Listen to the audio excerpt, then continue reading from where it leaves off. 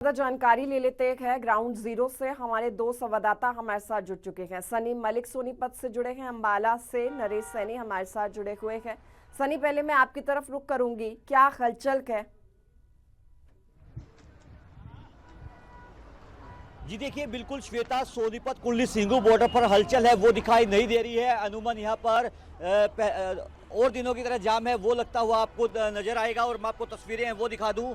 अभी कुल्ली सिंगू बॉर्डर पर जो जाम है वो पिछले 9 महीने में ऐसे का जो का त्यों है वो लगता हुआ नजर आता है, क्योंकि जब करीब 10 माह पहले दिल्ली बॉर्डर पर किसान आने की कह रहे थे कि किसान आंदोलन है वो दिल्ली में होगा, उसके बाद दिल्ली पुलिस ने यहाँ पर भारी बैरिकेटिंग है वो कर दी थी। और जो बैरिकेटिंग है वो जो कि त्यों है वो रखी गई है। कंक्रीट की जो दीवारें हैं वो बनाई गई थी वो अभी भी जो कि त्यों हैं। उसके अलावा मैं आपको तस्वीरें हैं वो दिखा दूं कि यहाँ पर पुलिस की तैनाती तो नहीं की गई है दिल्ली पुलिस द्वारा, लेकिन यहाँ पर बैरिकेटिंग है वो जो कि त्यों है। केवल 2 लाइनों को ही, एक तो सर्विस लाइन और एक सामान्य लाइन को ही है यहाँ से खोला गया है ताकि वाहनों की आवाजाही है वो जो कि त्यों बनी रहे। लेकिन आज किसान 6 दिसंबर को दिल्ली कूच का आह्वान है वो कर चुके थे, तो यहाँ पर यह अनुमान लगाया जा रहा था कि दिल्ली पुलिस है वो यहाँ पर तैनात है वो होगी, लेकिन यहाँ पर दिल्ली पुलिस की तैनाती है वो नहीं की गई है। केवल बैरिकेटिंग है वो जो कि त्यों है। कंक्रीट की बड़ी बड़ी दीवारें करीब 10 माह पहले दिल्ली पुलिस द्वारा बनाई गई थी, जब किसान आंदोलन 2.0 को अंजाम देने के लिए दिल्ली आ रहे थे। लेकिन अभी भी ये बैरिकेटिंग है वो जो कि त्यों है।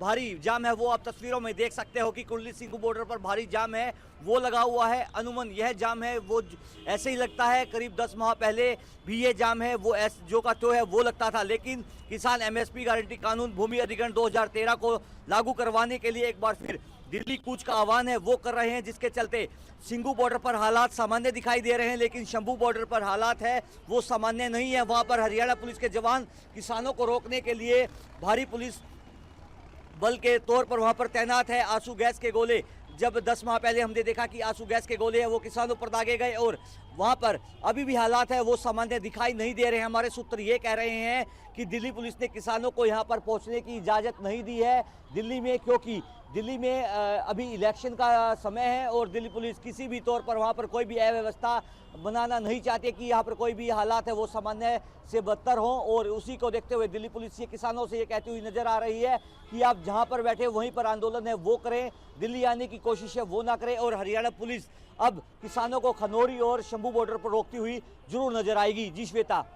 अच्छा सनी, क्या कोई एडवाइजरी भी प्रशासन की तरफ से जारी की गई है लोगों के लिए, ताकि लोगों को भी कोई परेशानी ना हो सके?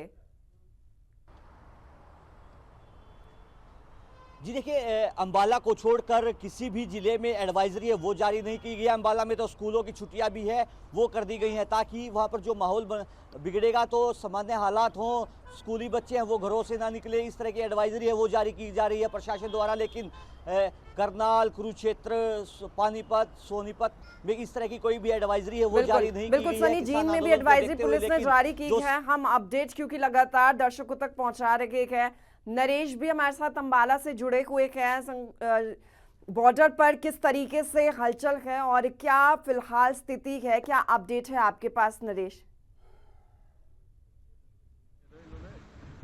बिल्कुल श्वेता, देखिए मैं बताना चाहूँगा इस वक्त मैं मौजूद हूँ संभाल टोल प्लाजा के लगभग 500 मीटर इधर, और यहाँ 500 मीटर इधर ही जो है बैरिकेड लगाकर यहाँ पर सभी को रोक दिया गया है और इससे आगे जाने की किसी को भी परमिशन नहीं है।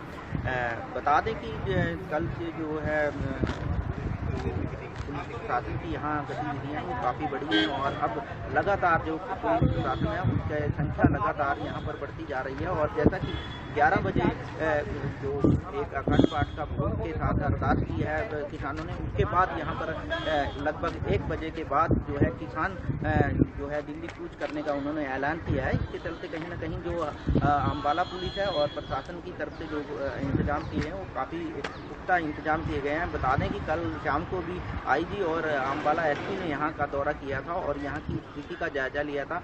वहीं अंबाला एसपी ने साफ तौर पर किसानों से कहा था, अपील भी की थी कि वो शांति बनाए रखें और जो कानून व्यवस्था है उसको बिगाड़ने की कोशिश न करें और कानून को अपने हाथ में न लें।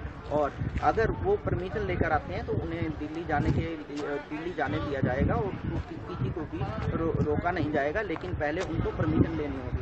मैं दिखाना चाहूँगा कि यहाँ पर किस तरीके से जो है ये बैरिकेडिंग की गई है। इसके लगभग 500 मीटर उधर जो है शंभू टोल प्लाजा है और उसके लगभग घग्गर पार करने के बाद जो है किसान अपना आंदोलन कर रहे हैं और कह सकते हैं कि पुलिस प्रशासन की यहाँ पर पुख्ता इंतजाम किए गए हैं। हालांकि अब देखना होगा कि एक नरेश देखिए, क्योंकि आज दोपहर 1 बजे बाद ही रवाना होगा किसानों का एक जत्था, इसमें कितने किसान शामिल हैं और क्या यहाँ से आगे बढ़ पाएंगे किसान? व्यवस्थाएं कितनी पक्की यहाँ पर की गई हैं? देखिए, मैं बताना चाहूँगा कि अम्बाला के शंभू बॉर्डर की अगर बात करें, यहाँ सुरक्षा व्यवस्था काफ़ी कड़ी की गई है और इसके साथ साथ जो वाटर कैनन की गाड़ी हैं वो यहाँ पर मौजूद हैं और जो आंसू गैस दागने वाली जो गाड़ी हैं वो भी यहाँ पर मौजूद हैं। इसके साथ ही ड्रोन की व्यवस्था भी यहाँ पर की गई है और इसके साथ साथ RAF की जो तैनात की गई है और इसके साथ CRPF भी यहाँ पर पहुँच चुकी है और इसके साथ साथ भारी संख्या में जहाँ पर पुलिस प्रशासन मौजूद है और पुलिस प्रशासन किसी भी तरीके से अगर किसान परमिशन नहीं लेते तो उनको किसी भी तरीके से हरियाणा में के अंदर एंटर नहीं करने दिया जाएगा। और ये साफ तौर पर कहा भी गया है अम्बाला SP द्वारा और उन्होंने साफ तौर पर अपील भी की थी कि वो शांति बनाए रखें। अगर परमिशन लेकर आते हैं तो उन्हें कोई नहीं रोकेगा, वो दिल्ली आराम से जा सकते हैं, लेकिन उनको दिल्ली की जहाँ पर वो प्रदर्शन करने जाते हैं उसकी परमिशन दिखानी होगी। और इस वक्त में अम्बाला की जो